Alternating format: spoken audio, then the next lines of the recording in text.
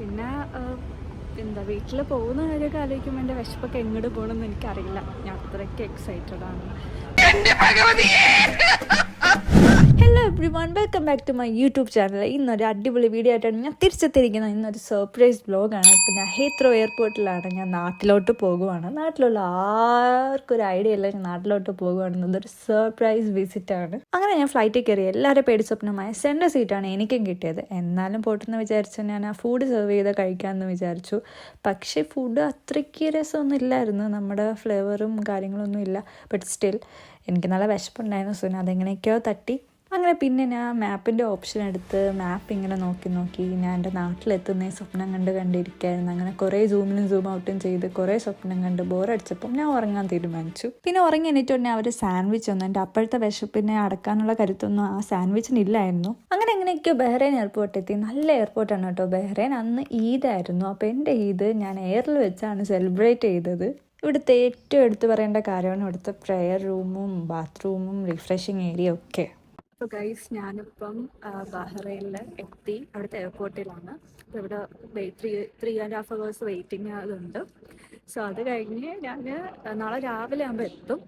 ഞാൻ ഭയങ്കര എക്സൈറ്റഡ് ആണ്. കാരണം ആർക്കും ഒരു ക്ലൂ പോലും ഇല്ല, ഒരു സിംഗിൾ ക്ലൂ പോലും ഇല്ല ഞാൻ വരുന്നത്. ഞാൻ ഇപ്പോഴും കുറേ സ്റ്റാറ്റസ് മീൻസ് എന്താ പറയുക പിക്സ് എടുത്ത് വെച്ചിട്ട് അത് സ്റ്റോറീസൊക്കെ ആക്കി അവിടെ ആണെന്ന രീതിയിൽ നമ്മൾ മറ്റു ദൃശ്യത്തിൽ നമ്മൾ വരുത്തി തീർക്കത്തില്ല. അതേ ഒരു സ്കീമിലാണ് ഞാൻ പൊയ്ക്കൊണ്ടിരിക്കുന്നത്.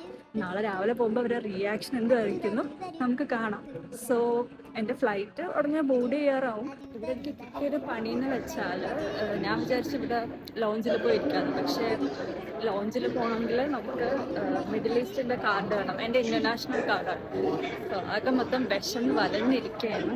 പിന്നെ എന്താ വീട്ടിൽ പോകുന്ന കാര്യമൊക്കെ ആലോചിക്കുമ്പോൾ എൻ്റെ വിശപ്പൊക്കെ എങ്ങോട്ട് പോകണമെന്ന് എനിക്കറിയില്ല. ഞാൻ അത്രയ്ക്ക് എക്സൈറ്റഡ് ആണ്.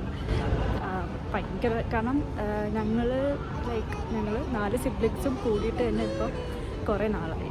അവൾ 2 years ആവാറായി UK പോയിട്ട്.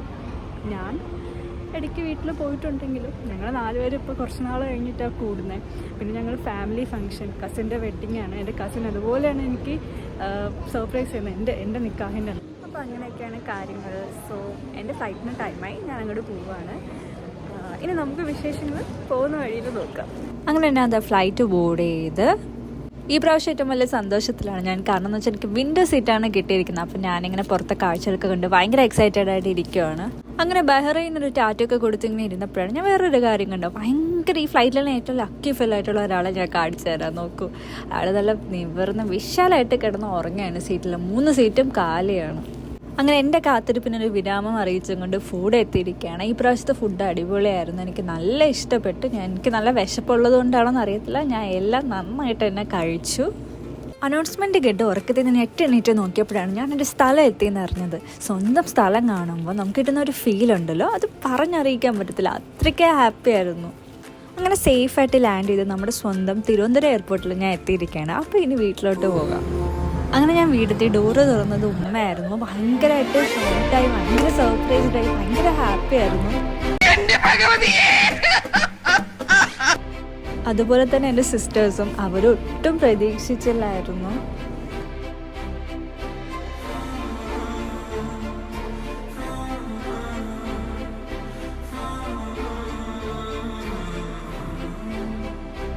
രണ്ടു ഓലക്കീറോ വെള്ള തുണി എടുത്തോളൂ എന്നെ മൂടാൻ.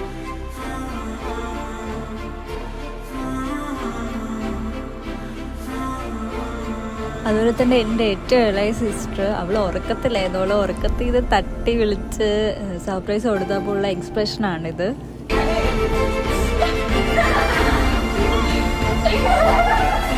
Oh God!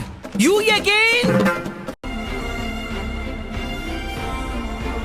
എൻ്റെ വാപ്പച്ചയും ഭയങ്കര ഷോക്കായിരുന്നു. ശരിക്കും ഞാൻ ഈ സർപ്രൈസസൊക്കെ കൊടുത്തപ്പോൾ എനിക്ക് ഭയങ്കര ഒരു ഫുൾഫിൽമെൻ്റാണ് കിട്ടിയത്. കാരണം എന്ന് വെച്ചാൽ ഞാൻ ഇത്രയൊക്കെ എഫേർട്ട് എടുത്തിട്ട് എങ്ങനെയെങ്കിലും ഒരു ഉപയോഗം ഉണ്ടായല്ലോ, അവരെല്ലാം എനിക്ക് ഹാപ്പി ആക്കാൻ പറ്റുമല്ലോ. ഇൻഷാല്ലാ എപ്പോഴും അവരെനിക്ക് ഹാപ്പി ആക്കാൻ പറ്റട്ടെ. അപ്പം ഇതെൻ്റെ ഒരു ചെറിയ സർപ്രൈസ് വീഡിയോ ആണ്. അപ്പോൾ ഇത് കണ്ടതിന് എല്ലാവർക്കും നന്ദി. അപ്പോൾ അടുത്ത വീഡിയോയിൽ നമുക്ക് പിന്നെയും കാണാം.